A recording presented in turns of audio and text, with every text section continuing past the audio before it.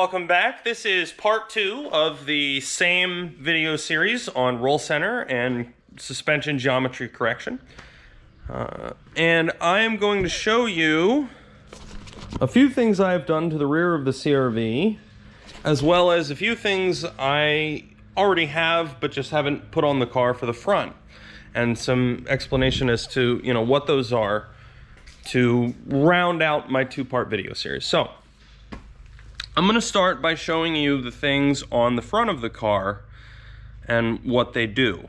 Okay, so these are my set of steering knuckles from my car, and if you notice, that's cut and it's taped. Like, why is that? Well, here's the thing. Before I get to this, when you correct for the suspension geometry on these cars, in the front, you have lower ball joints, right? And this is a 1-inch extended lower ball joint. So this adds 1 inch of space between where it mounts to the knuckle and where it mounts to the trailing arm. The ball joint itself is, the housing is 1 inch taller. Now, why would you do this, right? Well, if you got your car and your knuckle sits here and you want to lower it 1 inch, well, you can lower it via springs and then it'll do this, but then that makes the bottom arm angle more parallel to the ground, which again reduces your roll center, or lowers your roll center, right? Well, how do you maintain this angle while still lowering your car?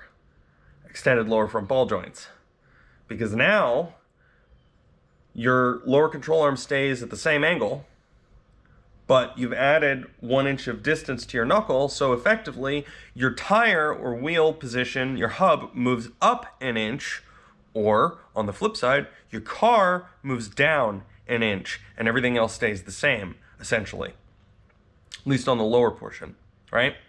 That's how that works. If you want to go 2 inches of low, you just lower it 1 inch with the spring then, but you don't lose as much angle from that arm. On the CRV, it's lowered more than 1 inch. It's probably, when I had it before, I think it was 2 to 2.5. So there was still a loss of the angle, but it wasn't as much, and I still got some of the benefit, right? Well, why do I have this steering knuckle cut? Why is that cut like that? Well, when you add 1 inch down here, it moves the steering knuckle up, which then changes the angle of the upper arm, so it's angled more down. So you still are you're still lowering your roll center more than you otherwise could have, because the angle of that upper arm, instead of being flatter, is more down. So it's still lower than you want it to be. Well, how do you correct for that?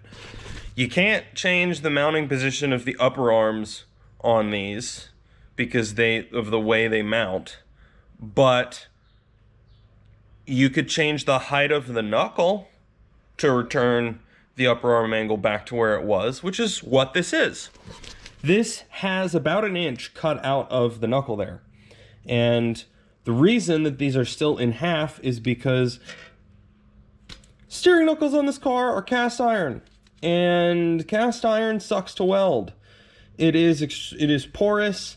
You have to heat it up and keep it at a certain temperature to weld it. You have to maintain that temperature, and then you have to make sure it cools evenly between the parts and the weld, and slowly. Because if you don't, and you don't have somebody that's super confident with welding cast iron, that weld will eventually fail. And it'll eventually fail probably when you're going 90 on a track through a corner and you're putting stress on the knuckle, which is also the worst time for that knuckle to break. I don't know about you, but I'm not too keen on having that happen to me, so essentially I'm waiting until I can find somebody who's super confident with welding cast iron and is comfortable with it and knows what they're doing. So for now, these will sit, because I have another set that's normal, that's stock, that I've had a set of replacement ball joints for it, and I'm going to move the lower arms over, and those will go on my car. So that is the front. For the rear, it is harder and easier to do the bottom and the top. all right? And I'll show you why. If we get under here, right? My drawing's not that bad. You know, you have diff mount, rear diff, subframe, lower arm, trailing arm, which is, you know, brake, trailing arm, and then the upper link is that right there.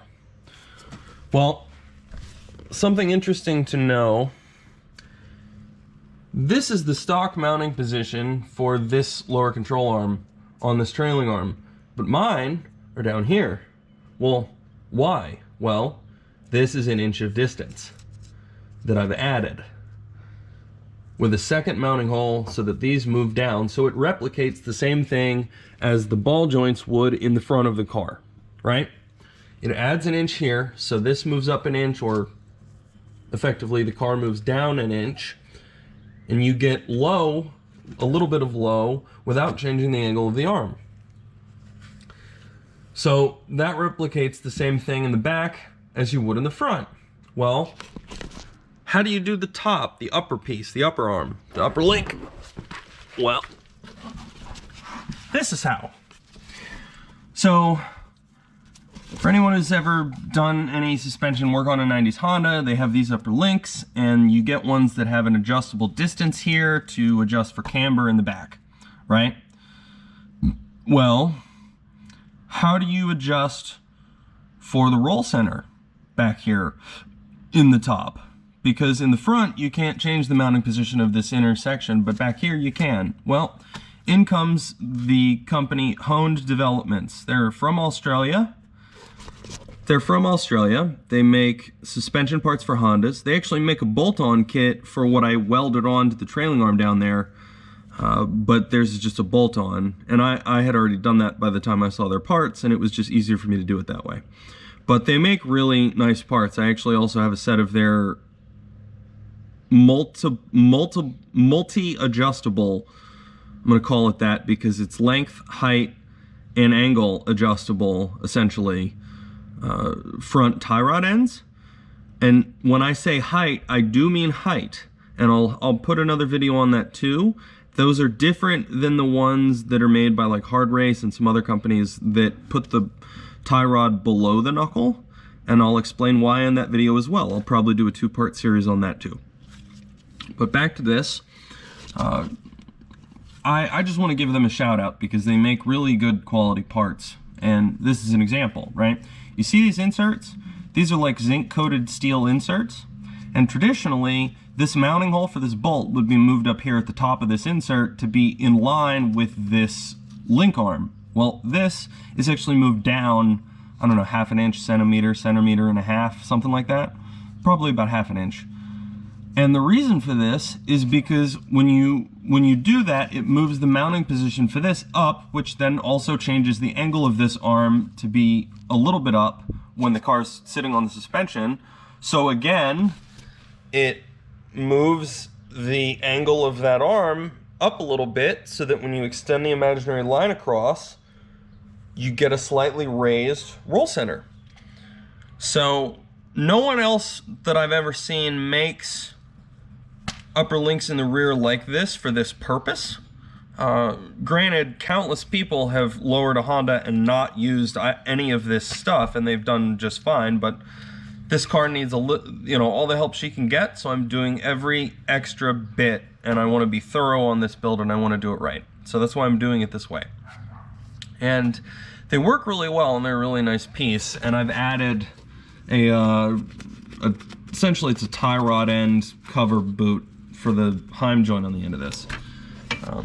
But that is the video on the parts I have on the CR-V for that. Again, if you have any questions, please feel free to put them in the comments. I will put a link in the description of this video for where to find those parts if you're interested. And yeah, it's good to be back in the garage finally. Honestly, it's been, this semester sucked. It was hectic. So it's good to be back, and I'll see you next time. Go stick or go home, guys.